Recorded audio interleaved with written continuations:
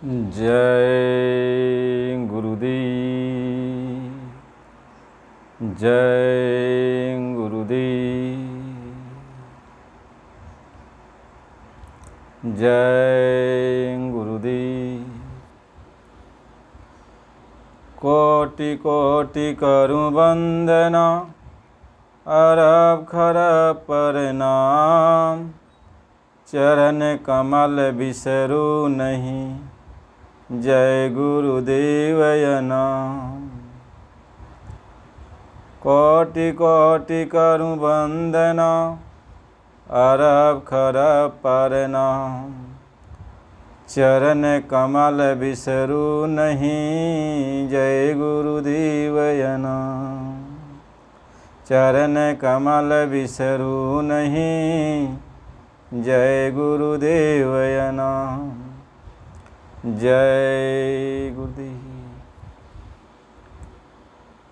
परम पूज्य स्वामी जी महाराज, आप सभी प्रेमियों, मालिक के चरणों में कोटि कोटि प्रणाम। जैसा कि हम सबको ये मालूम है कि गुरु महाराज जी के सत्संग वचन कहीं पर भी कोई भी प्रेमी सुनाते हैं तो हम लोग बड़ी श्रद्धा के साथ, प्रेम प्यार के साथ मालिक के वचन को सुनते हैं और उसको सत्संग हम लोग मानते हैं कि हाँ सत्संग हो रहा है। गुरु महाराज जी बराबर इस बात को समझाते हैं, यदि मेरा एक बात यानी एक वचन, यदि मेरी एक वचन कोई मान लेता है तो उसका जीवन बदल जाएगा। वैसे तो गुरु के अनेकों वचन हैं, उनके वचन को कहा जाए तो कोई उसका जो है सीमा नहीं है, गणना में नहीं आ सकता मालिक के कितने वचन निकले हैं। लेकिन गुरु महाराज जी ने कहा कि जितने वचन हमारे निकले इसमें से यदि एक वचन कोई मेरा मान ले तो उसका जीवन बदल जाएगा। मानो एक वचन में, एक वचन मेरी मान ली तो अपने अपने हिसाब से, अपने अपने हिसाब से जितने भी प्रेमी हैं वो गुरु के यदि एक एक वचन को मान लेते हैं, उनको जो भी गुरु का वचन पसंद लगता हो उस वचन को वो मान ले तो उनका जीवन बदल जाएगा। कह नदिया एक घाट बहु तेरी, और कहें कबीर बचन के फेरे। कह नदी तो एक है, उसमें बहुत सारे घाट बनाए गए हैं और उस घाट का नाम रख दिया गया, ये फला घाट है, फला घाट है, फला घाट है। लेकिन सारे घाट पे पानी जो बह रहा है वह नदी का ही तो पानी है। ऐसे गुरु का एक वचन, जो भी वचन जिसको प्यारा लगता है, उसके दिल दिमाग को छू गया, यदि वह एक वचन को मान लेता है तो उसके जीवन बदल जाते हैं। कोई भी वचन, चाहे आप गुरु के लौकिक वचन समझो या पारलौकिक वचन समझो, जो भी वचन आपकी समझ में आता है उस वचन को आप मान लो तो आप बदल जाओगे। आप बदल जाओगे। बदल जाने का मतलब क्या होता है? आपके तन की मैल, आपके मन की मैल, आपके चित्त की मैल साफ हो जाएगा। और जब गंदगी साफ हो गई तब आप निर्मल हो जाओगे, और जब आप निर्मल हो जाओगे तब मालिक को पा जाओगे। बस सब बातों का मूल बात एक ही है कि मालिक को पा जाना, गुरु को पा जाना, भगवान को पा जाना, प्रभु को पा जाना। सब बातों का एक ही बात, निचोड़ सबका एक ही कि हमारा मूल लक्ष्य क्या है। हम भगवान को प्राप्त कर लें, हम प्रभु को प्राप्त कर लें, गुरु को प्राप्त कर लें, चाहे जैसे प्राप्त कर लें। यानी हमें भगवान मिलना है। आप भगवान को झगड़ा करके आप प्राप्त कर लो तो कर लो भगवान से झगड़ा, भगवान से झगड़ा करो, लेकिन भगवान मिल जाना चाहिए। भगवान से प्रेम करो तो भगवान मिल जाना चाहिए, लेकिन भगवान मिलना चाहिए। ये नहीं कि झगड़ा करो भगवान न मिले और प्रेम करो तो भगवान न मिले। तो भगवान ने कहा दोनों चीज़ मेरे पास है, झगड़ा से भी मैं मिलता हूँ और प्रेम से भी मैं मिलता हूँ। तो मेरी दो ताकतें हैं, एक झगड़ा वाली ताकत और एक प्रेम वाली ताकत। प्रेम वाली ताकत को भक्ति कहते हैं और झगड़ा वाली ताकत को माया कहते हैं। यानी अब तो आप झगड़ा करोगे, मेरे तेरे में लगे रहोगे, कह मैं तय तोर मोर यह माया, याते बस है जीवन काया।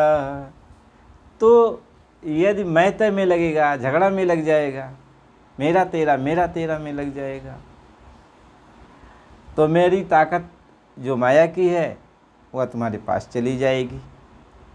अब माया वाली ताकत में चले जाओगे तो वह भी अथाह है, था मिलना मुश्किल है। माया में जब चले गए तो अथाह है माया, जो भी गया वह उसी में गोता लगाता रह गया, डूबता उतराता रह गया, कोई निकल नहीं पाया।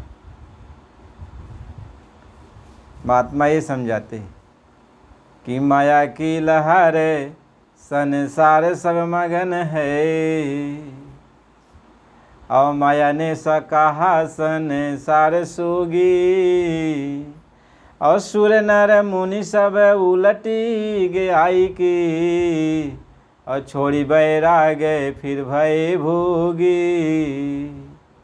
तो माया की लहर ऐसी ऐसी लहर है, चक्रव्यूह है उसका, उमड़ घुमड़ की वो लहर चलती है कि चाहे जैसे हो आपको अपने ही जाल में वो माया जो है घुमा फिरा करके रखती है। माया में भी बहुत सारी भक्ति है, माया की बहुत सारी भक्ति है।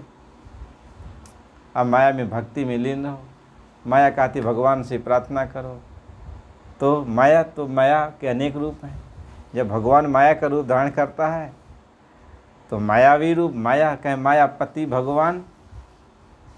अब वो भगवान क्या है? मायापति हैं, यानी माया के पति जब भगवान है तो माया तुमको मिल गई तो भगवान मिल जाएंगे। तो कहे मायापति भगवान। तो माया, तो जब माया में चलोगे तो भगवान की वो माया इतनी अथाह है, अपरंपार है कि अब वह थाह नहीं लगता है, थाह नहीं लगता है। भगवान उसमें अपना चेहरा ऐसे छिप छिप कर, कैसे होता है कि झलक मिलती रहती है, माया में भगवान की झलक मिलती जाती है। तो अब झलक को आप पकड़ो। जैसे महात्मा ये समझाते हैं, जिस तरीके से आप जो है नदी में चले जाओ और नदी में सूरज चमक रहा है, अब झलक सूरज की मिल रही है, तो आप जाल डाल दो, बहुत बड़ा महाजाल, कि अब इसी जाल में मैं सूरज को पकड़ लूँगा, इसी में फंसा लूँगा। लेकिन जैसे जाल गया तैसे अब वो जो है लहर ऊपर नीचे हो गई। अब वो सूरज जो है कटपिट ऊपर नीचे होने लगा, इधर का उधर, इधर का उधर, पता ही नहीं चला सूरज किधर गया। तो जाल जैसे जाता है माया की लहर उठती है। यानी भगवान को आप जैसे प्राप्त करना चाहते हो माया में रह करके, तो ऐसे माया की लहर उठती है, माया की लहर उठती है। आप क्या चाहते हो, कौन सा सुख चाहते हो, आपके पास हुआ जाता है वो सुख। हर सुख आपको मिलना शुरू हो जाता है माया में। तो लोग कहते हैं माया में रह के भक्ति करना बहुत अच्छा लगता है। अब माया में यदि भगवान की भक्ति करो तो बस आपकी इच्छाएं पूरी होने लगती हैं, आपकी हर चीज़ जो भी आप चाहते हो वो आपको मिलने लगता है, आप सुख भोगने लगते हो। इधर तो भगवान मायापति को पाने के लिए चले थे, आप इधर वो सुख भोग रहे हो। तो जब सुख भोग रहे हो, उसी सुख में आप जो है उलझ जाते हो। जब कभी फिर आगे बढ़ना चाहते हो फिर लहर उठती है, उससे बढ़िया सुख मिल जाता है। अब वह सुख भोगने में लग जाते हो, फिर जो है उसको भोग कर फिर आगे बढ़ना चाहते हो तो फिर लहर उठती है, उससे बढ़िया सुख मिल जाता है। तो महात्मा ये समझाते हैं कि ऐसे पूरा जीवन सुख भोगते भोगते समय भी पूरा हो जाता है। समय पूरा हो गया और माया से आगे आप निकल नहीं पाए। माया ज्ञान का मार्ग है, यानी ज्ञान मार्ग से, माया का जो मार्ग है वो ज्ञान का मार्ग है। यानी माया ज्ञान मार्ग से भगवान को लोग प्राप्त करना चाहते हैं। इसलिए कहा ज्ञानी मारे ज्ञान से और व्याधा मारे ते, और सतगुरु मारे शब्द से वेधा सकल शरीर। तो ज्ञान मार्ग से कैसे? अब किसी को कोई ज्ञान देकर समझा रहा है, भगवान के बारे में ज्ञान से समझा रहा है, बड़ी अच्छी अच्छी कहानी सुना के समझा रहा है, बहुत उसको सुख सुविधा दे के समझा रहा है, भगवान की अनेक लीलाओं का वर्णन करके उसको समझा रहा है। भगवान की नाना कथाएं हैं, नाना लीलाएं हैं, हर लीला को सुना के वो जो है भगवान की भक्ति, भगवान से मिलने का मार्ग बता रहा है। कहीं ज्ञान का मार्ग है, जैसे किताब को पढ़ो, पुराण को पढ़ो, ग्रंथों उपनिषदों को पढ़ो, चाहे जितनी भी किताबें लिखी गई, ये भगवान से मिलने का ज्ञान का मार्ग है। इन किताबों से पढ़ने से आपके अंदर भगवान से मिलने की प्रेरणा जाग जाती है और उसमें भगवान से मिलने की एक जुक्तियां हैं कि यह जुक्ति को लगा दो, इस जुक्ति पर चलो तो भगवान मिल जाएंगे। तो ज्ञान मार्ग में एक नहीं, अनेकों जुक्तियां हैं, अनेकों जुक्ति है, अनेकों रास्ते हैं ज्ञान मार्ग में। जिस भी पुराण को पढ़ोगे वह पुराण में ज्ञान मार्ग है, चलो इस मार्ग से भगवान मिल जाएंगे। 18 पुराण है तो 18 मार्ग वैसे निकल जाएगा, शास्त्र हैं तो उस शास्त्रों से मार्ग निकल जाएगा। तो ऐसे जितने मंत्र तंत्र, जितने देवी देवताओं के हैं, उतने मार्ग निकल गए भगवान से मिलने का।